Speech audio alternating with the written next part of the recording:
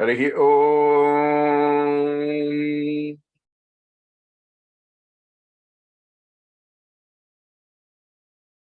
Om Shrim Hrim Klim Ganeshwaraya Brahmaswarupaya Charave Sarvasiddhipadeshaya Vickneshaya Namo Namaha Vam Gajananam Mahakayam Vignarajam Vinayagam Vishvesham Vishvashaksham Ganeshayam Namo Namaha.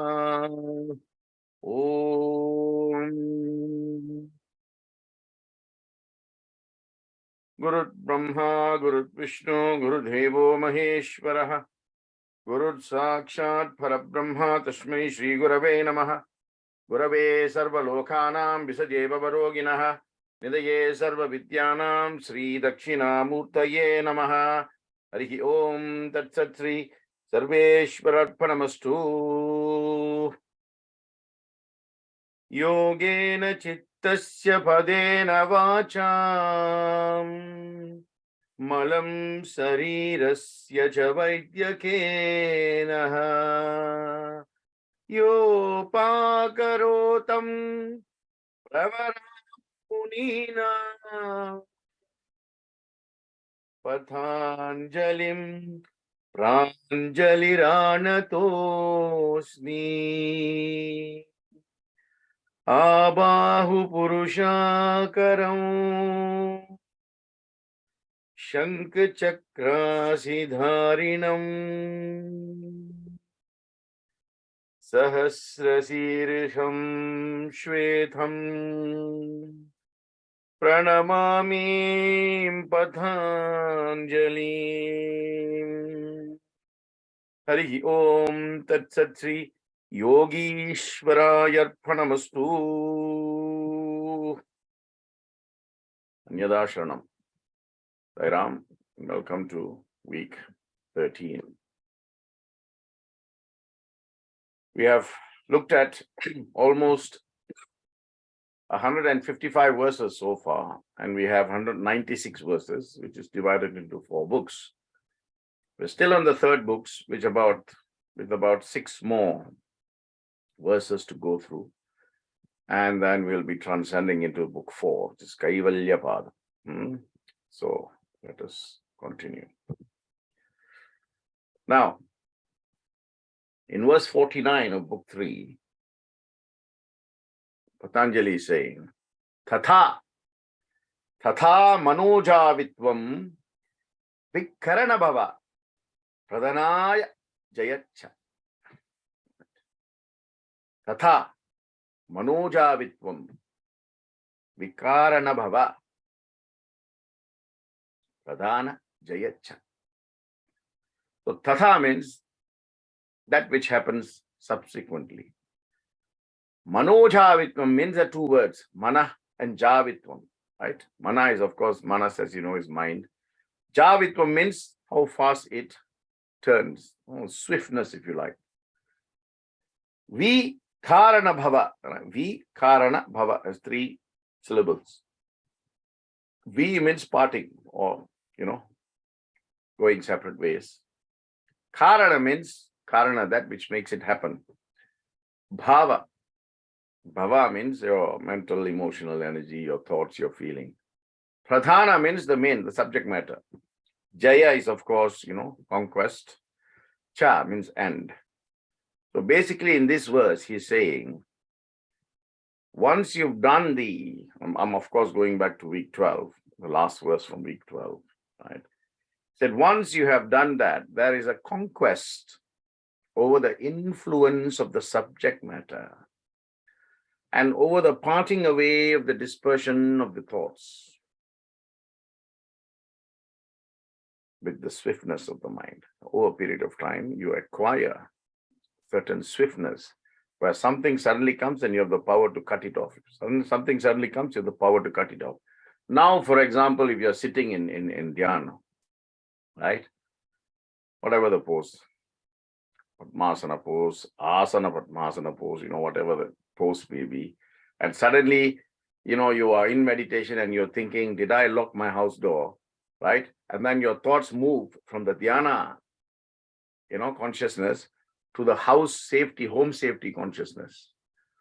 So this one is saying, once you continuously and consistently and constantly engage in that one process, over a period of time, you will conquer the influence of the subject matter and be in a position to completely disperse it.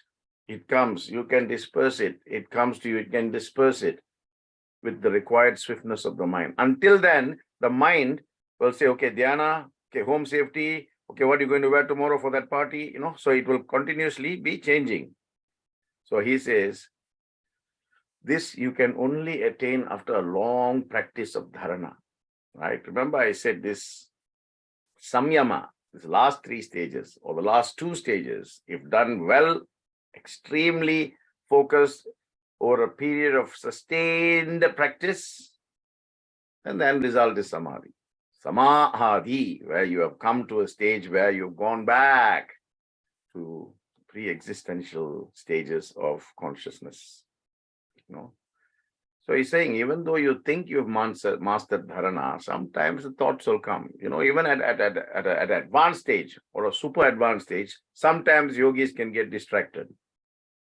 So if yogis who have attained a certain stage of perfection in their meditation, certain stage of meditation, not complete state of perfection. Complete state of perfection is samadhi, right? So whilst you're going there, you're getting little 20%, 30%, 40%, 50%, 100%, of course, is samadhi, right? So even at 80%, Patanjali is saying you can still go back to ground zero if you are not having that swiftness of the mind to completely cut off, and bring it back to dhyana, and stay in that position where you come to a stage where nothing can penetrate. You are impenetrable. This is the focus of this verse, right? Then only you have that pradhana jayacha, Then in the next verse, he is saying, Sattva Purusha Anyatha Hayati Matrasya Sarva Bhava Adhisthrathatvam Sarvajnathatvam Cha. So here is saying Sattva means, clarification or purification. Purusha is, of course, Manusha, Purusha. Anyatha. Anyatha sharanam nasti, distinct from, without which. Hayati matrasya, hayati matrasya. Hayati means the discriminating faculty of your intellect. Matrasya means only. That means without another, only one. Sarva means all, bhava means feelings. Adhisthvatvam means the authority, or, with complete disaffection, if you like, right? Sarvajnattatvam. Sarva is, of course, all. Jnatratvam is knowledge, intuition, right? The feeling of superior consciousness. Cha means and. So here, coming back to 49 and going on to 50, this is verse 50, he's saying, only when there is distinct discrimination, which is seeking to clarify the perception of the material nature and that of the superior perception, that is the point where the yogi attains complete distinction and disaffection from all the influential intuitions. So hayati here is talking about hayati. Hayati means the well-developed truth. The well-developed truth which comes as a result of constant discrimination of what? Of buddhi. Buddhi. Remember when I did Mahabharata with you, in my first lesson, I told you what the depiction of the chariot is.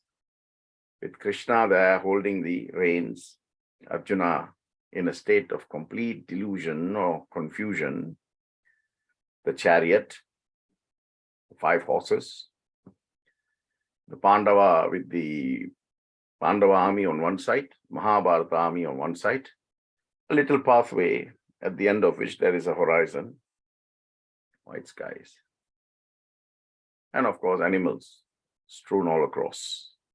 And I explained to you each one, what is the meaning and significance of the chariot?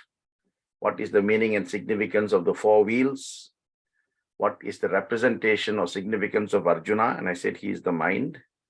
What is the representation or significance of Krishna? I said he is buddhi, intellect. And the 5 horses represents your 5 indriyas, your senses, organ sense. And then the reins from the horse, which is being held by Krishna, that is called viveka or discrimination, right? And only when the buddhi is exercising control over discrimination, viveka, which is then exercised on the 5 senses, is the buddhi capacitated to dictate to the manas. Do this. Otherwise, the manas will be going, swaying from left to right, left to right. Plus, for the manas to listen to you, you must be firmly entrenched on the 4 wheels represent, I said to you, the 4 Vedas, the 4 yugas, the 4 yajnas, the 4 ashramas, the 4 purusharthas, the 4 kala purushas. And I also spoke about the flag. The flag post in Mahabharata had Hanuman on the flag. Hanuman was in Rama's time. So what is he doing in Krishna's yuga on the flag in the Mahabharata war? All that I've explained to you. So here, I'm only reminding you, I mean, all this is there on the YouTube channel. So please go and see. It's there for you. Every time you want to go and listen to something, you can, right? There's the nature of the mind to listen and forget what it does not want to focus on. What it wants to focus on, it will latch on and say, don't forget, don't forget, don't forget, right? That is the choice you're making, right? Anyway, so buddhi, he says, over a long period of time, if a sustained practice of focus is exercised, then the yogi attains a clear distinction between his spiritual perception and his material perception, right? You can start together, or you can start where the material is high, but slowly the spiritual must come at the same level and soon overtake. Only the spiritual perception or personality remains at the end. The material personality is completely wiped off. This is what he means by adhistatvam. Adhistatvam means complete disaffection from the material nature or the material influences. Then he goes on to the next verse and he says, Tat vairagyatapi dosa bijakshaye kaivalyam. Tat vairagyatapi dosa bijakshaye kaivalyam. Right? Kaivalyam is a very important word which crops up in the next 2-3 verses, and I'll talk to you about it. Tat vairagyat means that.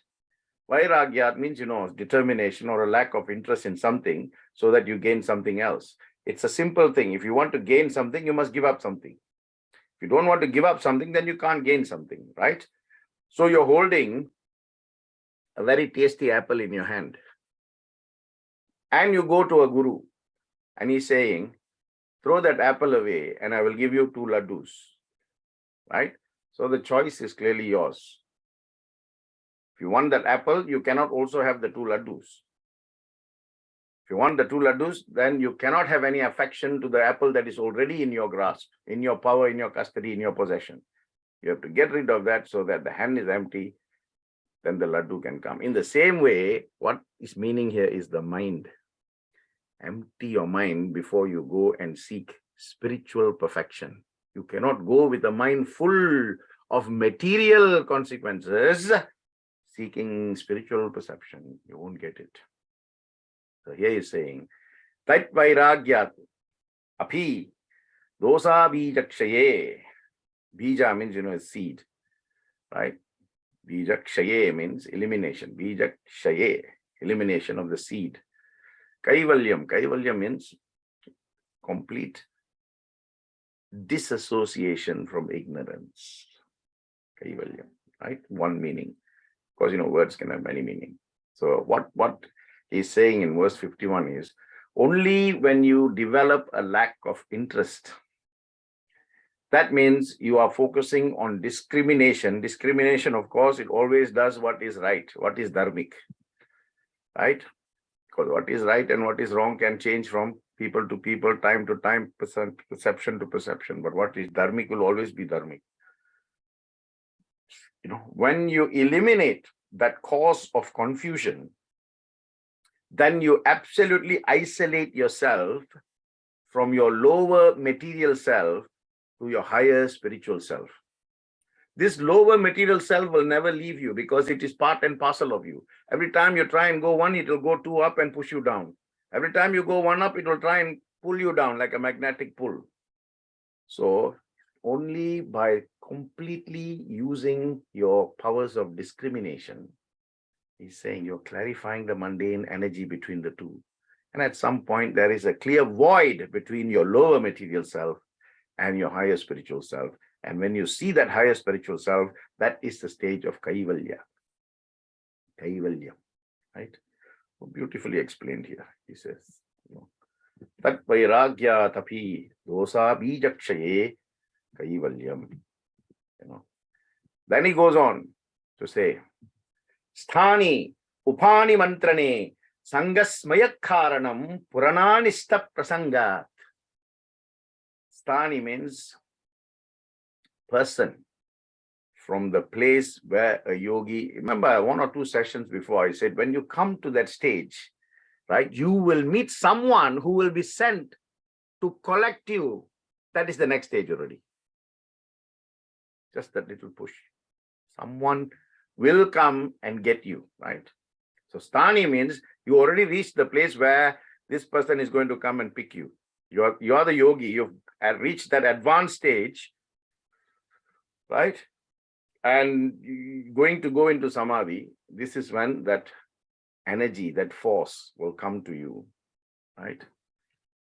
Or this can even happen, when you have left your mortal coils, someone will come and pick you. Someone will come and pick you.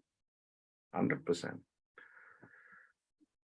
Upani mantrane. What does that mean? Right? This means once you are ready, only when you are ready, that energy will show itself. And you are ready when your mind is no longer working, when your mind is no longer active, when your mind is no longer persuasive, when your mind is no longer influential, when your mind can no longer dictate. That is the time, upani mantrane, one beyond the stage, that's the time the energy will come and show itself to you. Right? That's the time it will come. Sangasmaya. In a fascinated association of wonderment, it will come. It is not looking for your responses. That's why it's saying akaranam. Akaranam means non-responsiveness. It will come again and again. Punaha. Punarapi jananam, punarapi. Puna means again and again. Anishta. Anishta means whether you want or not, it will show itself because of the prasanga. Prasanga means your relationship, your association, your endearment to one another. Not at a physical level, not at a relationship level, but an energy level. Right? Remember, we are at that level of energy consciousness. Okay. So here, what Maharishi Patanjali is saying is, on being invited by a person from one place to take you to another place where you will attain complete Jiva Samadhi, the yogi should not be saying, yes, yes, I will come. The yogi should be non-responsive. Akaranam. Not desiring the association, nor be fascinated with the destination to which he is being told he is taken to. If he does that, then he still has desire, iccha. The moment you have iccha, you have karma. So even at that stage, Patanjali is saying, do not have a desire, say you want to go there. No, just be non-responsive. I am here. You want to take me, you take me. You don't want to take me, take me. But you have the power to ask a question at that point to the person who's come to take you, to your guide, for example, right? This Patanjali refers to someone called Mudgala. Mudgala or Rishi Mudgala or Rishi Mudgal. Oh, he was actually Mudgala was Kshatriya king, right? And he comes in the epic Mahabharata, right? So he was a king, just like Vishwamitra was a king. He became a Raja Rishi, and then through continuous tapas, he attained the stage of Brahma Rishi. This is another case, just like Vishwamitra, right? He's called Mudgala. He was a Maharaja. Then he went into the Yoga Sutras, Yoga Siddhis, the Yoga science, Yoga Tattvas, and he became a Raja Rishi. Of course, that was not enough for him. He continued in his tapasya, and he attained Brahma Tattvam, and he became a Brahma Rishi, right? And of course, because he attained that, to give him credence, the caste or the creed of Brahmins were called after he attained Brahmatvam. Right? Anyway, as I said, he comes in the epic of Mahabharata, and he had attained that stage in his tapasya, right, where he was able to go to Swargaloka. And he knew there was a messenger who was going to come and take him to Swargaloka, right? Because he already reached that stage, right? The stage of moksha. And this conversation between Rishi Mudgala and, I'll tell you the name of the person who came to pick him, is what we call Mudgala Upanishad, right?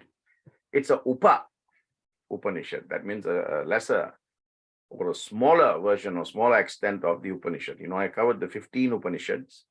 I may have mentioned this in one of the things, but Mudgala Upanishad is there, purely focusing on the conversation between Rishi Mudgala and actually Matali, right? So he was actually approached by Matali. And Matali also I've spoken to you when I did Ramayana, and specifically when I was talking about the Yuddha Kandam, right? The war stage. I spoke to you about Matali, who was Lord Rama's charioteer. And at one point, Rama said, go straight towards Ravana. Matali said, are you sure? Because you cannot kill Ravana on a head-to-head, right? You remember the boon Maharishi Agastya gave you. And I also told all of you when I did the Yuddha Kandam, the great mantra that was given by Mahamuni Agastya to Rama. It's called Aditya Hridayam, right? So Matali is the one who reminded Rama, say, remember the boon given to you by Agastya Mahamuni. So take your arrow, recite that Aditya Hridayam, and aim not at his heart, not at his head, but at his navi, because that is where his Jiva Kamalam is. Hit that, his Jiva Amritam is shattered and he will die. No other way you can kill Ravana, right? He was such an intelligent fellow, Ravana. Even in his life, he kept in a lotus which was embedded in his navi. So that's Matali. So Matali is the one who approached Mudgala to say, I am here to take you to Swargaloka. You can ask me one question. So Mudgala says, are we going to a place where there is no defects of any sort? Or where there is only, paradisiacal enjoyments, if you like? Matali said, well, you're going to a place, it's called Swargalok, where all Devendra and all the other devas are there. But it's not perfect. If you make a mistake, then you can go back to Bhuloka. At this point, Mudgala said, no, I don't want to come to such a place.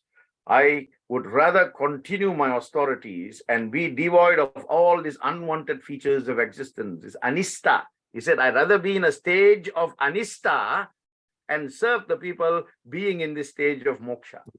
I do not want to go to Swargaloka. So Matali went, and of course, Mudgala became, as I said, he attained Brahma Tattva, right? Brahmatma. And until today, he is serving, just like Kriya Yoga Babaji, and so many Agastya Mahamuni, Hanuman, all these energies are still there, right? We give them names, but they're energies. The energies will come in certain forms at certain times for certain purposes. You don't know, they know, right? Sometimes you are destined, it's your karma to have an accident. Suddenly a dog will run and then you put the brake and then you go and knock a tree. The accident is avoided, but you suffer some small injury. This is the work of all these energies. They are there to protect you. So Mudgala actually refused, having gone to that stage.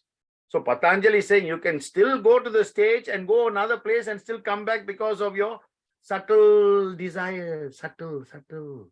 You may have controlled your gross desires, but your subtle desires are inside you, and sometimes they come up. When they come up and you respond, you're back to ground zero.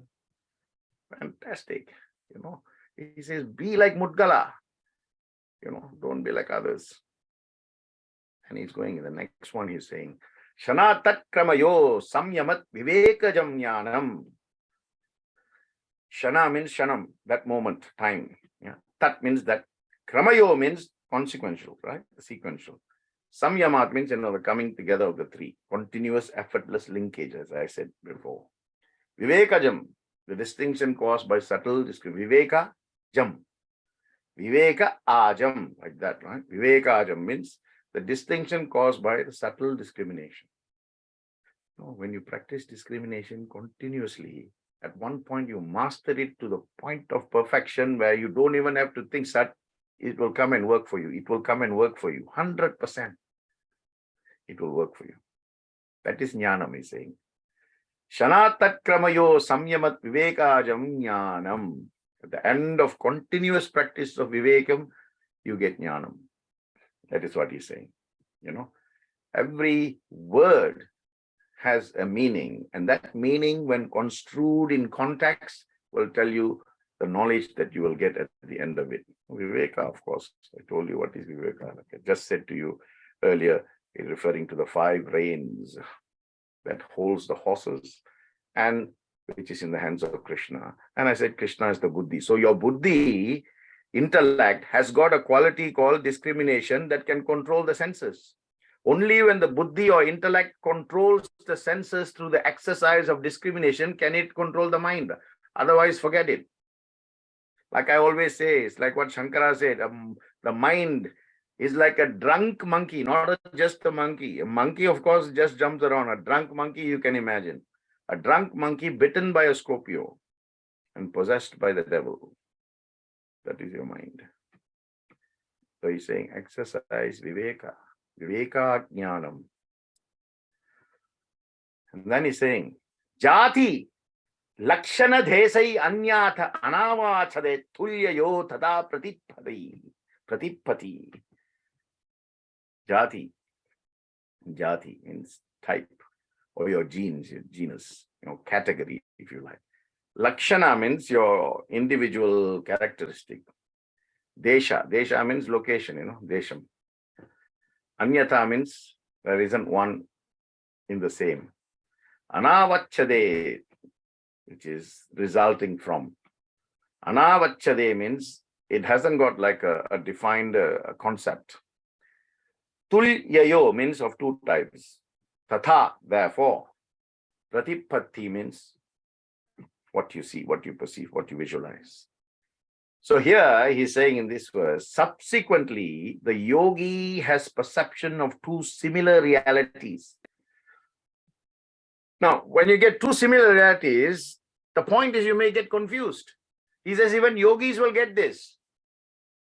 And if you do not have that definition, that clarity, that sense of discrimination, if you are in a state of anavachade,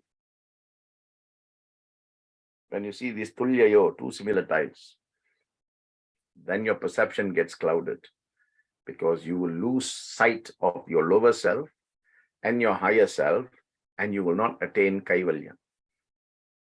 Persistence in the higher state of yoga. That dharana is most important because that is what will push you into dhyana. And that dhyana stage, you cannot let anything come in between. Right? So you must have control sense of your organs. So it's going back to yama, niyama, asana, pranayama, pratyahara, complete disaffection, then only dharana, dhyana. You must have this mystic clarity, if you like. Then, of course, the next one he's talking about is Tarakam Sarva Vishayam, Sarvatha Vishayam, Akramam cha iti vivekajam jnanam. Very nicely he's saying. Tarakam means that word Taraka comes in Swami's bhajans, isn't it? Anyway, Taraka means crossing over, transcending, transgressing. Sarva means all. Vishayam means mundane, subtle and gross mundane objects, if you like. Sarvatha means in every way possible. Vishayam, again, what I said to you earlier. Akramam means without sequential continuity. Cha and iti means thus, therefore, subsequently, as a result of, consequently. Vivekajam, the distinction caused. Vivekajam, I said to you in the earlier sloka, subtle discrimination. That will be knowledge.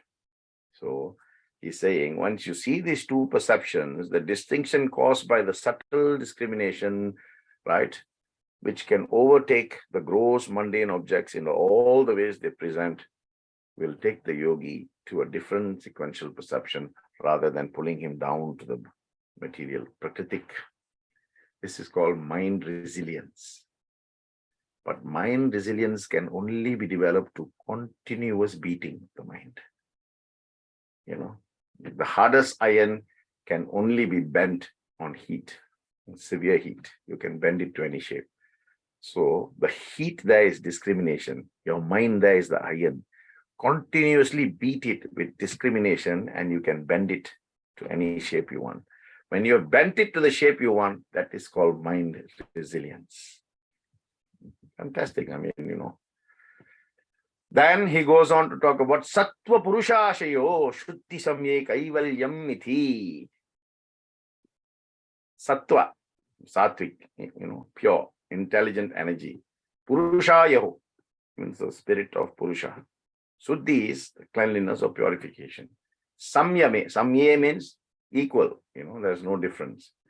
Kaivalyam, where you can separate yourself from ignorance to bliss or from mundane to higher consciousness. Itihi, thus.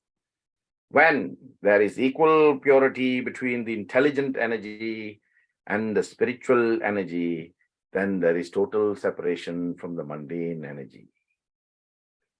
Suddhi Samyehe. So here, three words we have to focus on. Sattva, Purushayaho, and Kaivalyam, right? So how can you stop yourself from being pulled? So he's saying here you should have Suddhi Samye. What is Shuddhi? Purification. Samye means equal. So you should purify yourself where you are equal to everything that you perceive, so that the discrimination will come and push you to the higher consciousness and not allow you to be pulled by prakritik or mundane material consciousness. To do this, he says you need sattva energy. Sattva energy is intelligent energy that will take you to the Purusha from the stage of the Manusha. Right? Very nicely. Complete Varana. Right? And that actually is the end of book 3. Right? Vibhudipada. Next, we are going to Kaivalya Pada, chapter 4. The last book and the last few, about 28 stanzas are there. And chapter 4 is called Kaivalya Pada. So Kaivalya comes again. Kaivalya means complete segregation from the gross or mundane to the subtle or pure. Right? So chapter 4 is where you have achieved or accomplished that segregation. Right? So here he's saying, first verse itself, he's saying how you could be segregated because of Purva Janma Bandhaha. Karma. He's talking about karma here. Right? He said, Janma, Aushadi Mantra Tapaha Samadhya Siddhaya. Janma means your birth. Aushadi. Aushadi means drugs. Some people can conceive naturally. Those people who cannot conceive naturally, they will take some sort of drugs, go through some treatment, where you have, some sort of some things being put in you, and then you become pregnant. Right? So here is you see how many years, how many thousands of years ago, Patanjali is saying this. He's saying Janma, Aushadi, Mantraha, Tapaha, Samadhija Siddhaya. So, Janma is your birth, which you can get through ordinary birth, or through Aushadi, through drugs, or through Mantraha. I'll come to that in a while and give you examples of who was born through Mantraha. Right? Tapaha, Tapasya, physical body austerities, like in Hatha Yoga, they do all these physical austerities. Samadhi is, of course, reaching that age. Ja means that which results from Siddhaya, means comes from Siddhic, mystic skills. So here, the explanation is the mystic skills are produced through taking birth in particular species, or by taking drugs, or by reciting certain types of sounds or mantras, or by going through physical bodily austerities, or by continuous effortless linkage to the higher. This is yoga he's talking about. The last one is yoga, right? You see, he's explaining now. Let me explain to you what he means, right? He's saying when you take a birth, you have taken the birth, and that birth comes with its own characteristics. Like a certain model, if you take a car, there are several models. Each model comes with its own features and characteristics, which is with its own specifications. In the same way, right, when you take a birth, whether you are a man, animal, angel, or whatever, you will come with that package only. Right? For example, if you take the Pancha Pandavas, the 5 Pandavas, right, it was a gift given to Kunti Devi by the Panchabhutas, right? For example, the first person was born was Yudhishthira, right? And he was born as a result of Dharmadeva, who came and gave that boon. That is why throughout his life, he was the epitome of Dharma, right? But even there was a mistake, of course. We did that when I did Bhagavad Gita with you. I referred to the point where he did not exercise proper Dharma in his decision to gamble. But anyway, that's a separate matter. But the point I'm making is Yudhishthira was born as a result of the impact or the influence or the gift from Dharmadeva. Then the second to be born to Kunti was Bhima, and he was from Vayudeva. And that's why you see his character, he can move so fast because he's the son of and of course he's the brother of Hanuman, who is also Vayuputra. And Indra, right, god of rain, king of the gods, Father Arjuna. Then, of course, the Ashwinis, the twin gods of health and medicine, are the ones who fathered the twins Nakula and Sahadeva. That is why they were good in Ayurveda. They could know whatever disease, whatever problem you had with your health, they could come up with. So you see, throughout their life, they always had the skills, that mystical skills that came as a result of their karmic bondage to the birth, to the energies that gave them birth. Right? That is why in the ancient times, our forefathers, our ancestors used to say, if you are going in the exercise of procurement, make sure your thoughts are filled with divine thoughts. Then the child you will get will have that divine energy. Right? 100% true. Right?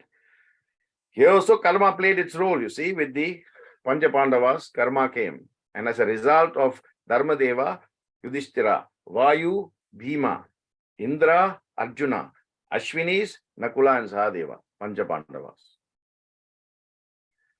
Because of karma. And karma also played a fantastic consequence in each of their lives. And collectively as well. Right? That's why you can be mother, father, son, daughter in the same family. Karma will not affect you collectively. Karma will affect you individually, but of course, if the son is affected, everybody else becomes impacted by that consequence. The daughter is affected, everybody else becomes impacted by that consequence. Father impacted, everybody gets. Mother gets everybody is affected. Right? Remember, karma is individual.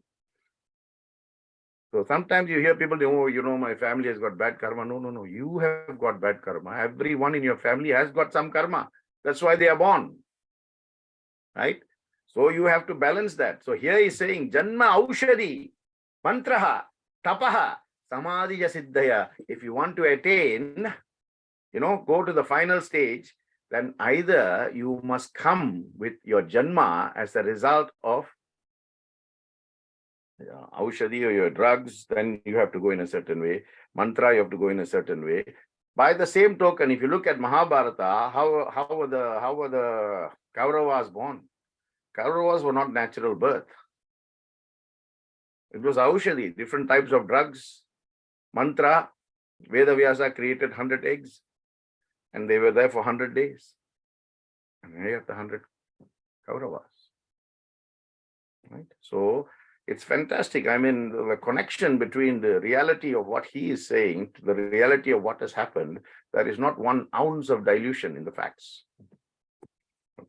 I can see that, So Aushadi means herbs, drugs, chemicals that goes into your gross and connects with the subtle, and then bang, you become, pregnant or whatever the case may be. Mantra, of course, there is a certain mantra that's done. It depends on your own faith, I mean, I personally have done something for 3 families. I mean, they were married, they're trying for children for so many years, they could not get, they've tried all the medical things. And then someone through someone. That's why I said, when the time comes, the help will come. So they were, introduced to me, and I said to them, there is something from the Vedic period where if you follow and observe the ritualistic practices, you'll be gifted with a child. And this is called Santana Gopala Homam. Right? So I told all 3 parties, not at the same time, right? Different years. Right? I said, this is what you got to do for 41 days before we do the homam, and for 21 days after we do the homam. And I told them exactly when they should engage in procreation. That period. And true enough, each one of them have got 2, I think one have got 3 children for the matter. So these things are not simply said for the sake of someone saying it on a nice day sitting under a tree, in a moment of, perfect delusion. No, they are said because it is true. It is, Sanatana, Satya. That means eternal truth, not eternal Dharma, eternal truth. So mantras are very, very powerful. Mantraha comes from 2 root Sanskrit words, manas and tranas. Mantra. Manas is your mind. Tranas is that which has the capacity to liberate you. Liberate you from what? Liberate you from the bondage or cycle of birth and death. Right? This is what in chapter 3, in the last book, in the 3rd book, the last verse is saying, Sattva Purushayo Suddhi Samye Kaivalyam Iti. And the first one is saying how you can get that. Right? And that's why I tell you there's a fantastic connection between all the different things that we've done. Right? Just now I connected it to Ramayana, right? Now let me connect it to Mahabharata, and let me specifically connect it to Bhagavad Gita. Of course, I've also done Bhagavad Gita. I've done all the 18 chapters with you. This is chapter 6. Chapter 6, verse 12 of Bhagavad Gita. Bhagavan Sri Krishna Paramatma has also spoken about this, where he says, Tatraikagram manakritva yatha chitendriya kriyaha upavishyasane yunyat yogam atma vishuddhaye samam kayashiro grivam dharayan achalam stiraha Sampreksha nasika gram swam dishashchanavalokayan. Does he mean? Chapter 6, verse 12. He is saying, seated firmly on a position, the yogi or the person who's doing that yoga should strive to purify the mind by focusing it on meditation and one pointed concentration. He's talking about, right? But which stage he's talking about? Pratyahara and Dharana. Krishna is talking about that. Then he's saying how to do it. He must hold the body, the neck, and the head firmly in a straight line. So he's saying you must sit, right, in a straight line, body erect. And you must be gazing at the tip of your nose. It's exactly the 4 lines that I just said, right? Without allowing the eyes to wander. Already, Bhagavan himself has said to Arjuna, you want to become a yogi? Do this. Sit in a place and do not be disturbed by any of the surrounding material or matter. Body erect. Body, neck, head erect. Straight line. Focus your eyes on the tip of your nose and don't allow your eyes to wander. That is why he said focus here. Because the moment you look somewhere else, you know you're not focusing already. This is what the battle between the mundane, the gross, and the subtle, the pure. And this Patanjali also says, when I did book 2 with you, if you look at verse 46, he's saying, Sthira Sukhamasanam. Sthira Sukhamasanam. That means he's saying to practice meditation, sit motionless in any posture that Sukham Asanam. That means Sukham means joy, Asana means posture. So he's saying, Sthira, sit in a position where you are totally comfortable. If you have leg problems, don't sit on the floor because you'll be focused on the inconvenience and the discomfort. Sit where you are comfortable, because at the end of the day, once the body is comfortable, then the mind can work. If the body is not comfortable, the mind will be continuously going back in a state of restlessness. So you can sit where you want to. It's actually you are the one who decide. Provided you are concentrating once, that motionless and erect position is there. Fantastic. And verse 3 of the last book he's talking about. Nimitam aprayojakam prakritinam varana bhedattu tatha kshetrikavat. The motivating force of the subtle material energy is not used except to disintegrate impediments that has come to you to stop you from progressing. Varana Bheda. So Nimitta means the cause, the apparent cause. Aprayojaka means which is not. Prayoja means to use. Aprayoja means not to use, right? Prakritinam. Right? Prakriti, of course, is earth or material earth. Varana means obstacles. Veda means that which helps to split or disintegrate. Tu tatha, therefore, kshetrikavat, like a farmer who does not use the tools to do the right thing, right? You cannot use the same tools to get the same result, right? Whether you're a carpenter or farmer or plumber, you have to do the right tool to get the right result. You use the wrong tool, you'll get the wrong result, or you'll never get the result that you're seeking. Right? So, if you want to plant the right sort of tree, you have to get the right sort of seeds. Not just a case of buying a bag of seeds and just throwing it, The potential of the seed is far more important than the effort of the planter. So that's why he's talking about the farmer here. He's saying the seed. What is the seed he's talking about? Seed is your mind. More important than the effort you put in doing yoga. Fantastic. Nimito aprayojakam. The moment you move away from these thoughts that pull you down, then, you are a good seed. Even if the farmer puts less effort, the seed by its own character and quality and caliber will grow. Fantastic. That's progression, Then he says, Nirmani chittani asmitha matrat. Nirmana, producing, creating, fabricating. Chittani means the regions which concerns chitta, thoughts, the different parts, Thoughts at the end of the day become one, but that one can be resting in many regions of that very thought. Asmita means your identity, your sense of identity. Matrat, your identity comes from that which you relate to.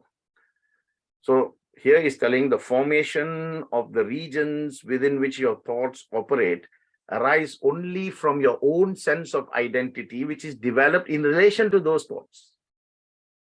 So the connection, right? That is why if you do not put your conscious thoughts into your subconscious, it will never materialize. So your conscious thoughts have to put in your subconscious element, and the subconscious will go and connect with the superconscious and bring the desired result. You know, even though the spirit's attention is only one, still, because of the mental, emotional energy, all those thoughts that are coming from here, coming from there, coming from here, coming from there, right? That, I am feeling, that I am feeling. Suddenly you think of this, and then suddenly there. So one thought, but many regions that take you to different places, and therefore you're no longer in that place where you are in space, in time. This is what he's saying. That is your identity. It takes you back to your own sense of identity because you relate yourself. But once you go into this kriya, into this practice of yoga, and you start to just get that quality of discrimination to just, you're coming, boom, out. You have a defense mechanism, And this you can only get with practice. Eventually, you develop something called nirvedaha, a sense of disgust at these thoughts. So you put a stop, put a mental wall, put a mental block and bounce off. Those thoughts will bounce off, they cannot penetrate and come and disturb you. So you are very clear in your mind. Then in verse 5 of the last book, he's saying, Pravritti bhede prayojakam chittam ekam anekesam. Pravritti means, that which sucks your energy, right? Bheda means the difference. Prayojakam, as I said, use. Chittam is thought. Ekam is one. Anekesam means of what is ekam, anekam, one and many, right? Finite, infinite, in other words.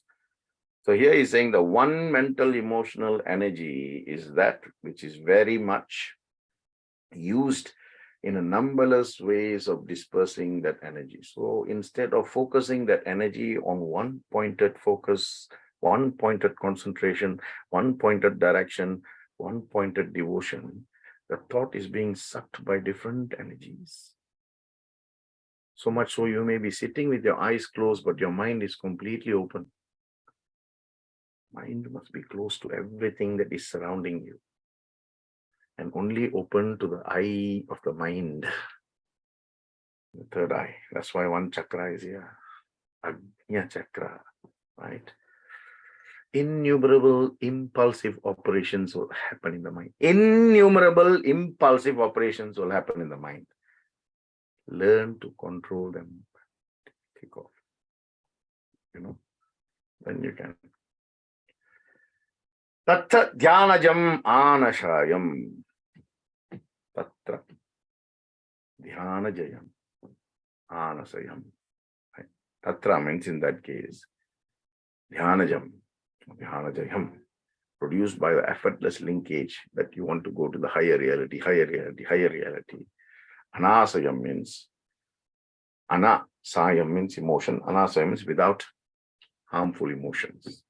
So you cannot have ichcha is desires. Only subtle activities which are produced from the effortless linkage to the higher realities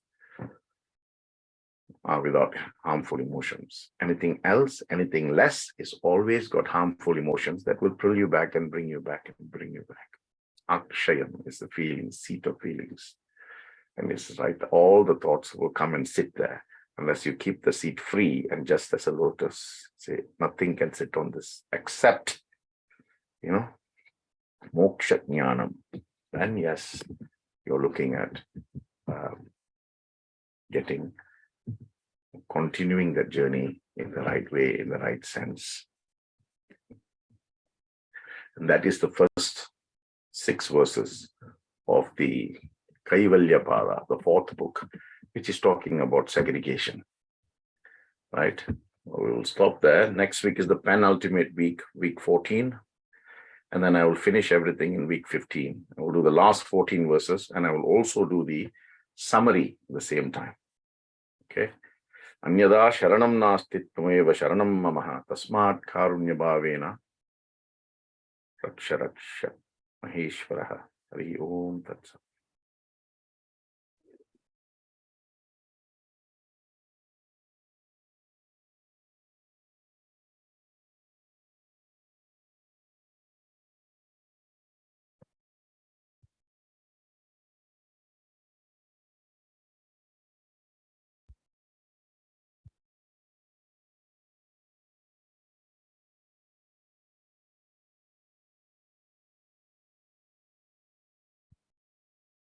Sai Ram, looks like Brother Vic's video feed might be frozen.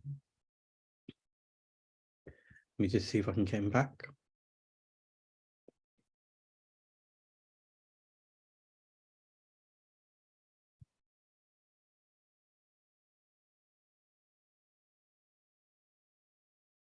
Sai Ram, Brother Vic.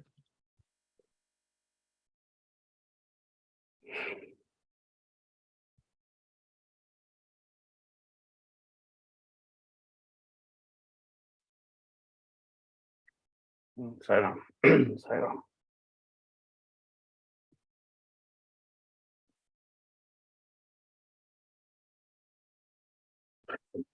Sai Ram. Sai Ram, brother, shall I continue? Hey,